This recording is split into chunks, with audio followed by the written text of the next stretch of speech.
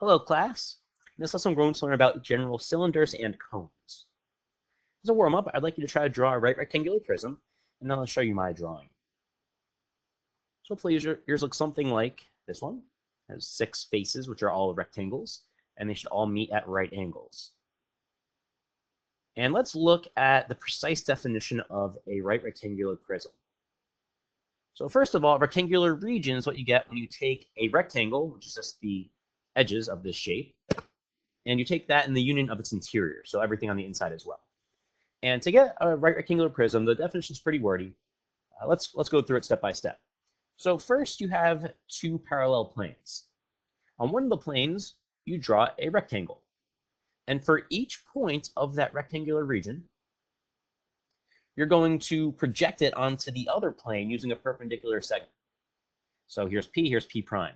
And if we took infinitely many of those points of the rectangular region B up here, we end up with our rectangular prism. Let's take that union. So let's look at this example. So here's my rectangular region on the top. Here's point P, and that could be anywhere in here. So if you take all of the segments that you could possibly do by moving P around on this rectangle, you end up with the prism that we see.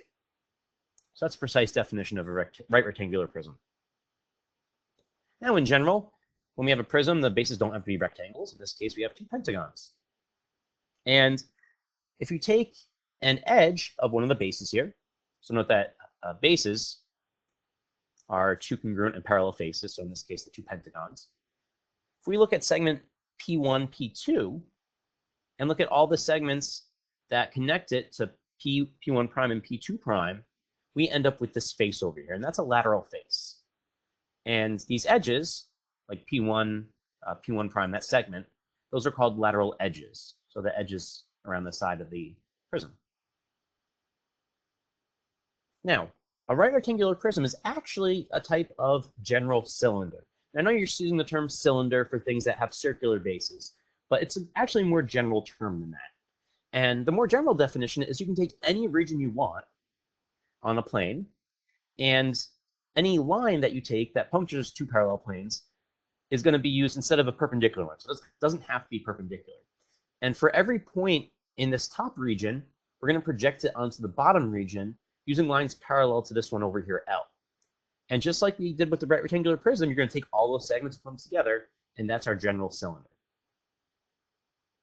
So here's a definition for region that you should have seen in grade 8.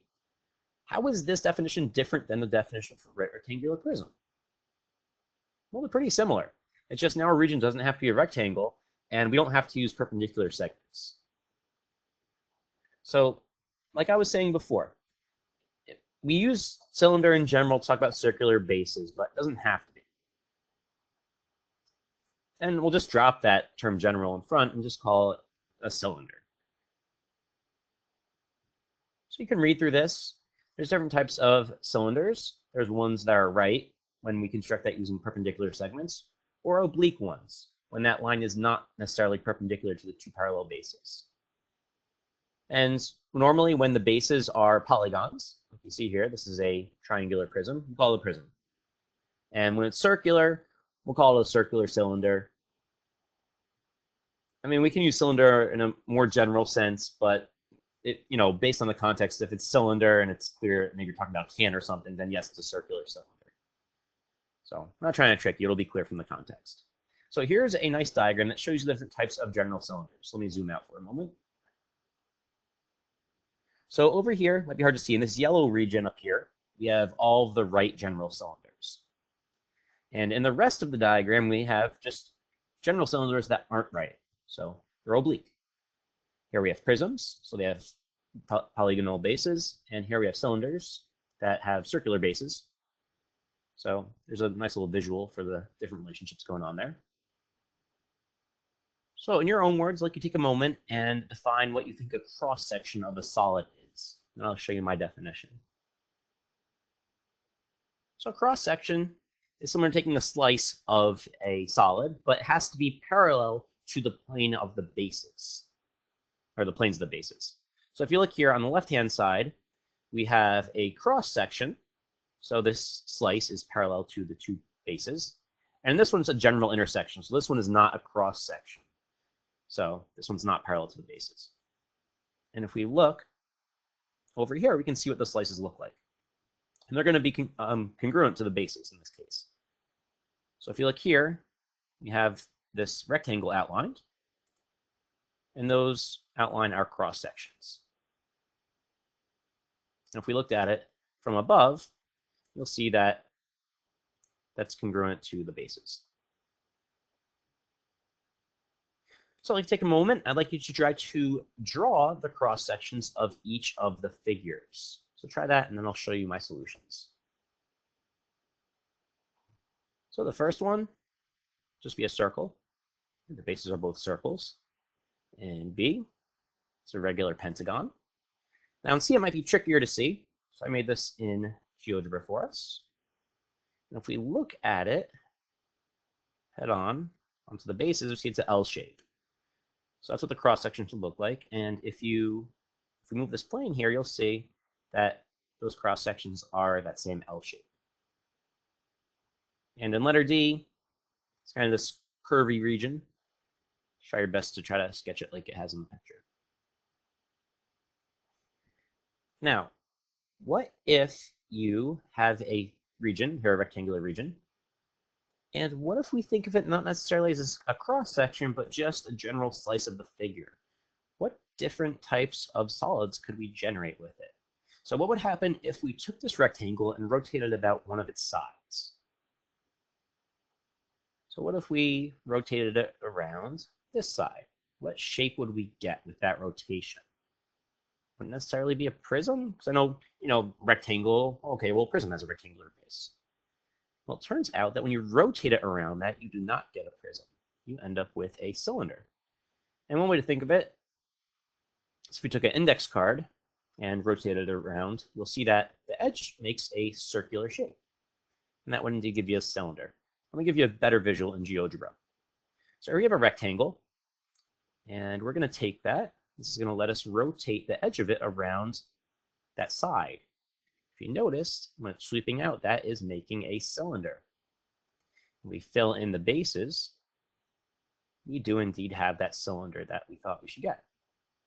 Let me rotate it for you. There we go. So when you're not just talking about cross sections, slices, you can get different types of shapes. And here we have some formulas that hopefully are a little bit of review. You have a general prism. The volume of it is the area of the base, which is capital B, times the height. And for a circular cylinder, that base ends up being a circle, so you can simplify the formula to pi r squared times h. It's really the same formula. We just rewrote b as pi r squared. The lateral area is what you get when you take the circumference or the perimeter of the base, and you multiply that by the height. And the surface area is when you take that lateral area and add the area of the bases. So you're going to cap it off with the bases. So why don't you try these two examples? I gave you the area of the base in letter A. Round your answers to the nearest hundredth if necessary, and I'll show you my solutions. So in the first one, you see we have a prism there, area of the base times the height. I give you the area of the base is 6.88 square inches. And we get 24.08 cubic inches. Find the lateral area.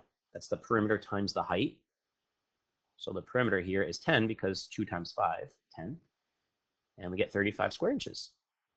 Now, if we add the area of two of the bases to that lateral area, we get the surface area, which is 48.76 square inches. For our right circular cylinder, same process. Volume, well, area of the base is a circle. Or to find it, we use the formula for a circle, so pi r squared h. And the radius is 9, and we get 576 pi. Just write that as a decimal rounded, and we get this amount of cubic feet. The lateral area is going to be the circumference of this times the height. Circumference is 2 pi r, and 2 pi is 18, so pi times diameter. And we get 126 pi, which is about this decimal. And we add the area of two of the circles to that answer to find the surface area, and we get about 904.8 78 square feet. So that takes us to the end of our part on general cylinders. I'm going to stop the video here, and we're going to finish off this lesson with a second video. Thanks for watching.